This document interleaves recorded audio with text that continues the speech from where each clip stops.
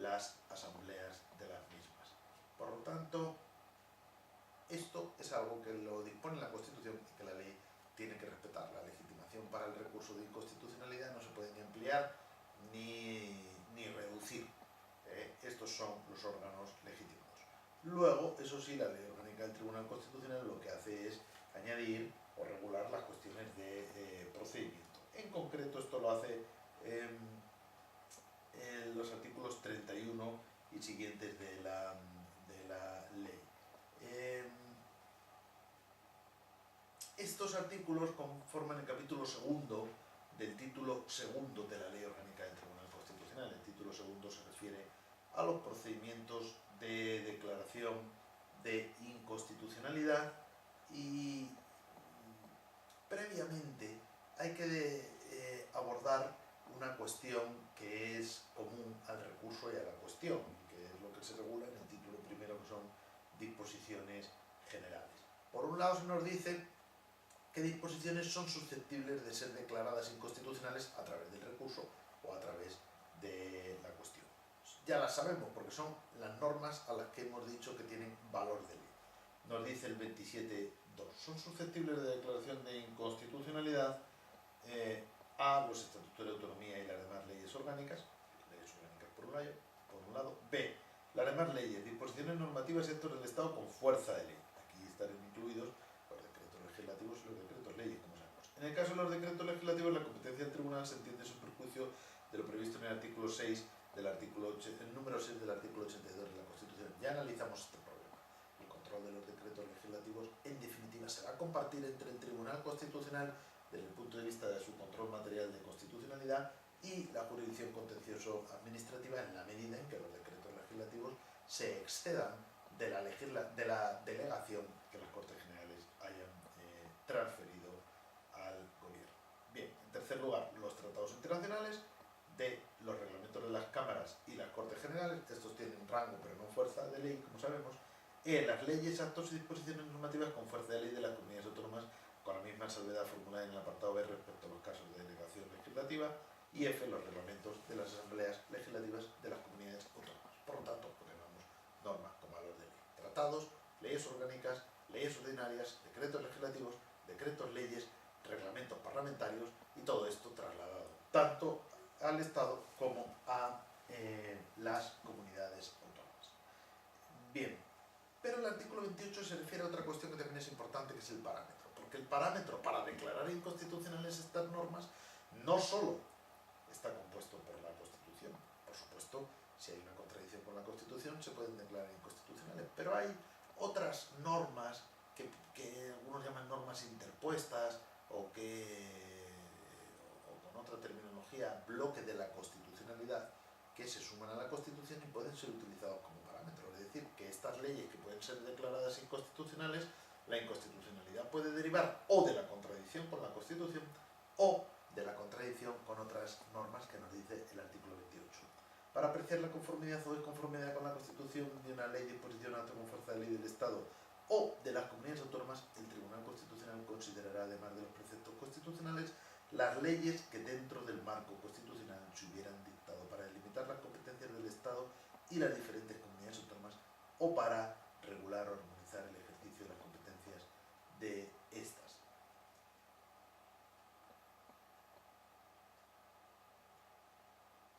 Bien, esto quiere decir que también los estatutos de autonomía van a formar parte del parámetro de la constitucionalidad y también van a formar parte del parámetro de la constitucionalidad las leyes del artículo 150 de la Constitución, que analizaremos en la lección correspondiente, que son leyes marco, leyes orgánicas de transferencia de delegación y leyes de armonización. Y también van a ser utilizados, que esto es el capítulo, si queremos, más amplio de todos, lo que sería la legislación básica del Estado respecto a la legislación de desarrollo. Que eso no son leyes que propiamente se hayan dictado para delimitar las competencias del Estado y las comunidades autónomas, pero como podemos comprender, si el Estado asume la competencia básica, de legislación básica en una materia, y las comunidades autónomas el desarrollo de esa legislación, como es obvio y notorio, ese desarrollo no puede contradecir a las propias bases. Por lo tanto, si desarrollo contradice a las bases, ya es un desarrollo que va a devenir inconstitucional, no por vulneración directa de la Constitución, sino por vulneración de las bases que tienen que ser desarrolladas.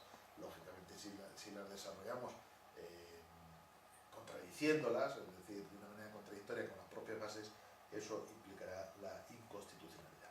Eso es lo que se llama parámetro o bloque de la constitucionalidad, que como vemos va más allá de la Constitución.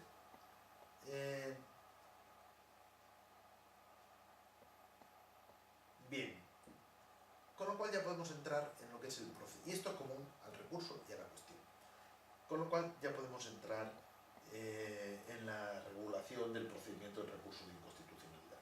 Lo puede interponer el presidente del gobierno, el defensor del pueblo, 50 diputados, 50 senadores. Lo hemos leído en la Constitución y lo podríamos leer exactamente igual en la ley orgánica del Tribunal Constitucional. Además, para el ejercicio del recurso de inconstitucionalidad contra las leyes, disposiciones o actos con fuerza de ley del Estado que puedan afectar a su propio ámbito de autonomía, están también legitimados los órganos colegiados ejecutivos y las asambleas de las comunidades autónomas, previo acuerdo adoptado al efecto. Si nos damos cuenta, esto que he leído, que es el artículo 32.2 de la ley orgánica del Tribunal Constitucional, añade algo que no dice la Constitución. La Constitución nos dice los órganos colegiados ejecutivos y en su caso las asambleas. ¿En qué caso? Pues en el caso de que existan, porque hoy existen en todas las comunidades autónomas, pero en 1978 no era seguro que todas las comunidades fueran a tener asambleas. Pero la Constitución no dice más. Sin embargo, la ley orgánica del Tribunal Constitucional dice que esa legitimación se reduce a la impugnación de leyes del Estado. Por lo tanto, una comunidad autónoma por esta vía no puede impugnar leyes de otra comunidad autónoma, sino solo leyes del Estado y leyes que afecten a su ámbito de competencias. El único motivo, o a su propio ámbito de autonomía, como acabamos de leer, el único motivo por el que una comunidad autónoma puede impugnar una ley del Estado es que afecte a su propio ámbito de autonomía. En realidad, en estos casos, materialmente estaremos hablando de conflictos, porque lo que está defendiendo la comunidad autónoma es su ámbito de competencias frente a leyes del Estado. Pero la Constitución, más que la Constitución, la ley orgánica del Tribunal Constitucional han optado clarísimamente para distinguir los procesos de recurso de los procesos de conflicto de competencias, el rango de la norma. Esto es importantísimo. Esto quiere decir, para que ustedes lo entiendan, que si la norma impugnada tiene valor de ley, se tiene que impugnar solo por la vía del recurso de inconstitucionalidad. No se puede impugnar, no se puede interponer un conflicto de competencias frente a una norma con rango o valor de ley. Y si la norma tiene rango inferior a la ley, entonces la vía adecuada será el conflicto de competencias. De tal manera que a veces los recursos de inconstitucionalidad encubren, por decirlo de alguna manera, conflictos de competencias legislativas, es decir, conflictos sobre quién puede asumir la competencia de dictar una ley determinada. Se impugna una ley concreta, como estoy diciendo, y materialmente es un conflicto, digamos, pero formalmente es un procedimiento de control de constitucionalidad. Bueno, esto en cuanto a la legitimación. El plazo. El plazo es, de artículo 33 de la ley orgánica, de 3 meses a partir de la publicación de la ley, disposición o acto con fuerza de ley. Y únicamente se establece una excepción en el apartado segundo, que dice: no obstante lo dispuesto en el apartado anterior, el presidente del gobierno y los órganos colegiados de las comunidades autónomas podrán interponer el recurso de inconstitucionalidad en el plazo de 9 meses cuando... ¿Qué sucede? Pues que se reúne la Comisión Bilateral de Cooperación entre la Administración General del Estado y la respectiva comunidad autónoma, pudiendo solicitar su convocatoria cualquiera de las dos administraciones. Que en el seno de la mencionada Comisión Bilateral se ha adoptado un acuerdo sobre iniciación de negociaciones para resolver las discrepancias. Que el mencionado acuerdo se ha puesto en conocimiento del Tribunal Constitucional. Esto fue una reforma del año 2000 que se dijo, bueno, se ha comprobado muchas veces que la vía de la impugnación a través del recurso tiene, como yo he dicho antes, materialmente una naturaleza de conflicto, pero este tipo de conflictos a veces se pueden arreglar o resolver de una manera amistosa, es decir, bueno, llegando a algún tipo de acuerdo de modificación de normas, por ejemplo, entre el Estado y la comunidad autónoma. Pero como el plazo era de 3 meses y normalmente las negociaciones son más largas, lo que hacían el Estado o las comunidades autónomas era interponer el recurso de inconstitucionalidad y luego se ponían a paralelamente a la negociación, pero la negociación luego duraba más. El tribunal luego tenía que estudiar el asunto, a lo mejor de repente llegaban a un acuerdo y desistían del recurso.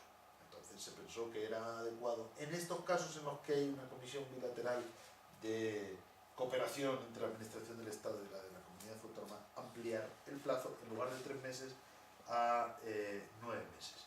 Bien, admitida a trámite la demanda, entraríamos en la fase ya de alegaciones. El Tribunal Constitucional da traslado de la misma al Congreso de los Diputados y al Senado por conducto de sus presidentes, al Gobierno por conducto del Ministerio de Justicia, y en caso de que el objeto del recurso fuera una ley de disposición con fuerza de ley dictada por una comunidad autónoma, a los órganos legislativo y ejecutivo de la misma, a fin de que puedan personarse en el procedimiento y formular las alegaciones que estimaren oportunas. Por lo tanto, fase de alegaciones, el Congreso, el Senado, el Gobierno y en su caso los órganos autonómicos si es una ley autonómica. Una vez que se han formulado las alegaciones, dice, la personación y formulación de alegaciones deberán hacerse en el plazo de 15 días, transcurrido el cual el tribunal dictará sentencia en el de 10. Bueno, los plazos que la ley da al Tribunal Constitucional no son de general cumplimiento.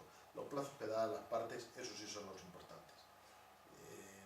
Bueno, en el plazo de 10, salvo que mediante resolución motivada el propio tribunal estime necesario un plazo más amplio, que en ningún caso podrá exceder de 30 días. Ni el de 10 ni el de 30 son de cumplimiento generalizado. Bueno, ese sería básicamente el procedimiento del recurso de inconstitucionalidad. Sobre la sentencia no digo nada, porque ya lo hemos analizado en la lección correspondiente a las fuentes, pero recordamos que si es estimatoria tendrá efectos erga omnes, implicará la nulidad, aunque no siempre el tribunal ha acompañado la inconstitucionalidad de nulidad. Ya mencionamos que hay excepciones donde se declara la inconstitucionalidad, pero no la nulidad, pero con carácter general, inconstitucionalidad, nulidad y en todo caso la expulsión del ordenamiento con efectos erga omnes.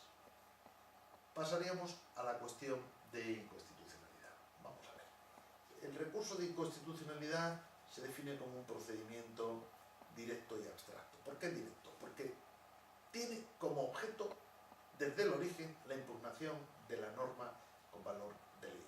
¿Por qué abstracto? Porque su objeto es la contrastación de la ley con la Constitución sin considerar una interpretación aplicativa de la ley. No es una ley que se esté aplicando en un proceso, a un caso concreto, sino que tiene un carácter de contrastación abstracta. La ley, bueno, es posible que cuando el tribunal se pronuncie, la ley esté siendo aplicada y los tribunales ya estén en uso de esa aplicación generando jurisprudencia, pero es posible que no.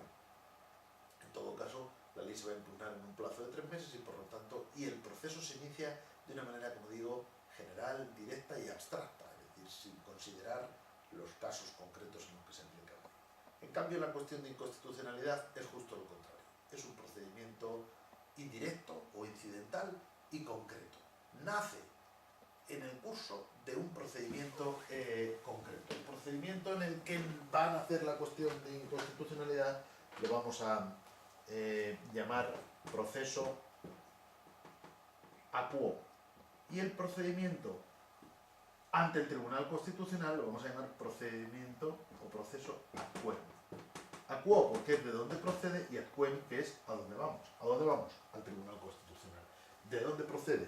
De un proceso ordinario, del tipo que sea, civil, penal, contencioso administrativo, laboral. En ese proceso tenemos que aplicar una ley, por eso vemos que es incidental, pero vemos también que es concreto. Es verdad que luego en la fase de proceso ad quem, teóricamente, al menos el Tribunal Constitucional tiene que olvidar los orígenes indirectos o incidentales o concretos de la cuestión de inconstitucionalidad para, igual que en el recurso, llevar a cabo una contrastación abstracta entre la ley y la Constitución. Pero también es verdad que esos orígenes concretos en alguna manera pueden marcar el